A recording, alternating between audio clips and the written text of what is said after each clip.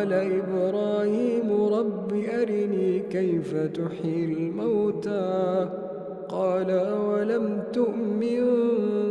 قال بلى ولكن ليطمئن قلبي قال فخذ 4 من الطير فصرهن إليك ثم اجعل على كل جبل منهن جزءا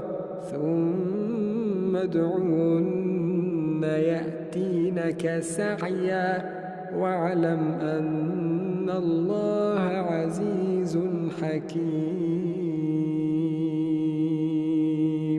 مثل الذين